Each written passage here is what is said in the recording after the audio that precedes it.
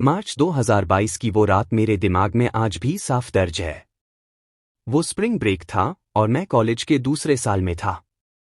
हम 6 दोस्तों, मैं, मैट, क्रिस, टाइलर, जेस और सारा, ने फैसला किया कि कुछ दिनों के लिए साउथ कैरोलिना में एक केबिन किराए पर लेकर सारी भागदौड़ से दूर चला जाए। न पढ़ाई, न तनाव, न फोन, बस शांति और मस्ती। प्लान था कि खूब पिएंगे, तेज संगीत चलाएंगे और ऐसी यादें बनाएंगे जिन पर बाद में बैठकर हंस सकें। हम जिस केबिन पर पहुंचे वो अपने साइज के हिसाब से बेहद सस्ता था। 2 मंजिला, चारों तरफ बना बरामदा, 2 बाथरूम और झील के पास प्राइवेट जमीन पर बना हुआ। लेकिन वो इतनी गहराई में था कि उसके आसपास मीलों तक कोई कस्बा नहीं, बस घना जंगल। जिस आदमी से हमने फोन पर बात की थी उसकी आवाज भारी थी और उसमें कुछ अजीब सा था। उसने बस इतना कहा था, जंगल में ज्यादा अंदर मत भटकना। वहां पुरानी चीजें हैं, सूखे कुएं, टूटे हुए बाड़े और सांप। रास्ता भटक जाओगे। हम सब ने इसे मजाक समझकर हंस दिया, जैसे वो माहौल डरावना बनाने की कोशिश कर रहा हो। लेकिन जब हम वहां पहुंचे, बात मजाक की नहीं रही। ड्राइव बहुत लंबी लगी। पहुंचने से 1 घंटे पहले ही जीपीएस ने काम करना बंद कर दिया। आखिरी रास्ता सिर्फ मिट्टी और कंकड़ का था, इतना संकरा कि मुश्किल से एक कार निकल सके। जैसे जैसे आगे बढ़ते गए, जंगल और घना होता गया। और जब केबिन नजर आया, हम सब चुप हो गए। तस्वीरों जैसा बिल्कुल नहीं था, ज्यादा पुराना, ज्यादा गंदा। खिड़कियों पर मोटी धूल जमी थी और कई शटर अपनी कुंडियों से लटक रहे थे। बाहर एक हल्की सी बदबू थी, पुराने कूड़े और भीगी लकड़ी जैसी। हमने इसे भी मजाक में उड़ा दिया। बोले, चलो, केबिन में थोड़ा कैरेक्टर तो है। हमने सामान उतारा, कमरे बांट लिए और शाम 7 बजे तक हम सब पीना शुरू भी कर चुके थे। पहली रात मजेदार थी। बाहर ग्रिल किया, ब्लूटूथ स्पीकर पर तेज संगीत बजाया, फिर कार्ड गेम खेले। करीब 11 बजे ठंड बढ़ने लगी तो हम अंदर आ गए। और तभी मुझे महसूस हुआ कि जंगल कितना डरावना अंधेरा था। ये आम रात वाला अंधेरा नहीं था। ये पूरा घना, निगल जाने वाला काला अंधेरा था। बरामदे की लाइट कुछ ही फीट तक रोशनी दे पाती थी और पेड़ इतने घने थे कि लगता था जैसे चारों तरफ से हमें घूर रहे हों। न हवा की आवाज, न कीड़े मकोड़े, बस भारी, घुटन भरी खामोशी।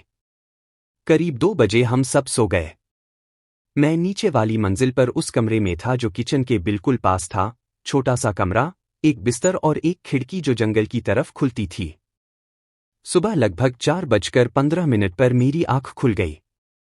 किसी वजह से नहीं, बस ऐसा लगा जैसे किसी ने मुझे झटका देकर उठा दिया हो। मैं कुछ सेकंड चुप लेटा रहा, दिल तेज धड़क रहा था। फिर वो आवाज आई, टैप टैप टैप। पहले मुझे लगा हीटर की आवाज है, लेकिन फिर वही आवाज फिर से आई, एकदम स्टेडी। न धातु जैसी, न मशीन जैसी। ऐसा लग रहा था जैसे उंगलियों से खिड़की पर कोई हल्का हल्का थपथपा रहा हो। मैंने खिड़की की तरफ देखा और वहां एक आदमी खड़ा था। वो कांच से सटा हुआ था। उसका चेहरा लगभग शीशे को छू रहा था, पीली सी त्वचा, बिखरे हुए बाल, बदन पर एक भी कपड़ा नहीं। वो अंदर घूर रहा था। उसका मुंह थोड़ा खुला हुआ था, जैसे वो उसी से सांस ले रहा हो। उसकी आंखें चौड़ी, बिल्कुल खोलकर टिकी हुई, बिना पलक झपकाए। वो हिला भी नहीं, बस खड़ा था और बहुत धीमी, बहुत नरम टैप टैप की आवाज से मेरी खिड़की को छेड़ रहा था।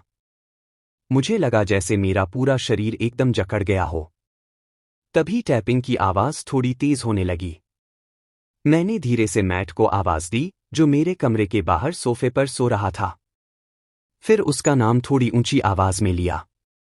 वो नींद में ही उठ गया और बोला, क्या हुआ? मैं कुछ बोल नहीं पाया, बस खिड़की की तरफ इशारा कर दिया। उसने उधर देखा और आदमी को खिड़की पर चिपका हुआ देखकर एकदम उछल पड़ा। उछलते हुए उसने कॉफी टेबल भी गिरा दी। शायद यही आवाज उस आदमी को डरा गई, क्योंकि जैसे ही मैट ने बरामदे की लाइट ऑन की और बाहर भागा, वो गायब था। सबके सब उठ गए। लड़कियां डरी हुई थीं। टाइलर बार बार कह रहा था कि शायद कोई नशे में स्थानीय शख्स होगा जो हमें डराने आया हो। क्रिस ने कहा यह कोई शिकारी भी हो सकता है जो रास्ता भटक गया। लेकिन मुझे पता था, वो वही आदमी था जो मुझे घूर रहा था। वो भटका हुआ नहीं था। हमने दरवाजों को बंद कर दिया, बड़े वाले लिविंग रूम की खिड़की के आगे सोफा लगा दिया और बारी बारी से कुछ घंटों तक जागते रहे। उस रात फिर कुछ नहीं हुआ। सुबह जब बाहर गए तो हमारी सांसें रुक गईं। चारों तरफ नंगे पैरों के निशान थे, इंसानी पैरों के। पूरा केबिन चक्कर काटे हुए। हर खिड़की पर एक भी नहीं छोड़ी, यहां तक कि ऊपर वाले बाथरूम की छोटी खिड़की पर भी। हमें उसी वक्त वहां से निकल जाना चाहिए था, लेकिन हम मूर्ख थे और जिद्दी भी। हम रुक गए। दूसरी रात भी वैसे ही शुरू हुई, ड्रिंक्स, म्यूजिक, फायर पिट, लेकिन माहौल बदल चुका था। सबके चेहरे पर डर साफ था। जेस ने पीना नहीं किया और क्रिस ने पूरा समय कमर पर अपनी हंटिंग नाइफ बांधकर रखी। जब हम अंदर आए तो हर खिड़की बंद की, हर दरवाजा 2 बार चेक किया। करीब 3:30 बजे मैट पानी लेने किचन गया, लेकिन गलियारे में ही रुक गया और मेरा नाम लेकर बुलाया। मैं उठा और उसे देखा, वो बस इशारा कर रहा था। किचन में कोई था, वही आदमी, लेकिन इस बार वो अंदर था, पूरी तरह नंगा। उसकी पीठ हमारी तरफ थी और उस पर लंबे, गहरे, कच्चे जैसे दिखने वाले खरोंच थे। वो फ्रिज के सामने खड़ा था, जैसे उसे समझ नहीं आ रहा हो कि ये चीज क्या है। वह हल्के हल्के अपने पैरों पर झूल रहा था, जैसे धीरे धीरे हिल रहा हो। मैट कुछ बोला नहीं, बस पीछे हट गया। हम सब चुपचाप गलियारे के मुहाने पर इकट्ठा हो गए। मेरे हाथ में छोटी पॉकेट नाइफ थी और सारा के हाथ में फायर पोकर। क्रिस ने उस कुर्सी का टूटा हुआ पैर उठाया जिसे उसने पहले मजाक में तोड़ा था। हमने तुरंत लाइट ऑन की, लेकिन वो आदमी वहां नहीं था। पीछे वाला दरवाजा पूरा खुला हुआ था, टूटा नहीं था, जबरदस्ती खोला भी नहीं गया था, बस शांति से खुला था। 20 मिनट बाद हम वहां से निकल रहे थे। इस बार किसी ने बहस भी नहीं की। हमने सिर्फ जरूरी चीजें उठाईं, वॉलेट, चाबियां, फोन, और जंगल का रास्ता पकड़ लिया। सिग्नल मिलते ही शेरिफ को कॉल किया। हाईवे के पास एक डाइनर में जब हम डेप्यूटी से मिले तो उसके चेहरे पर जरा भी हैरानी नहीं थी। उसने सिर्फ पूछा कि कोई जख्मी तो नहीं, फिर बोला, हाँ, उन जंगलों में कुछ लोग रहते हैं। दिमागी हालत ठीक नहीं होती उनकी। हमने समझाने की कोशिश की कि ये कोई आम बेघर इंसान नहीं था।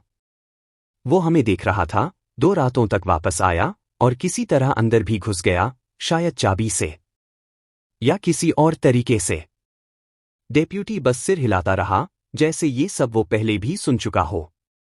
जब हमने केबिन के मालिक का नाम लिया तो उसके चेहरे पर ऐसा लगा जैसे वो आदमी उसे पहचानता हो।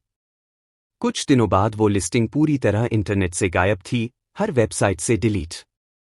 हमें कभी कोई जवाब नहीं मिला, न किसी ने कॉल किया, यहां तक कि हमारा डिपॉजिट भी वापस नहीं आया। लेकिन वो चेहरा, जिस तरह वो खिड़की से मुझे घूर रहा था, आज भी कई बार आधी रात में नींद खुलती है तो सामने वही नजर आता है। हम उस ट्रिप के बारे में अब बात भी नहीं करते और मेरी जानकारी में हम में से कोई भी दोबारा साउथ कैरोलिना नहीं गया।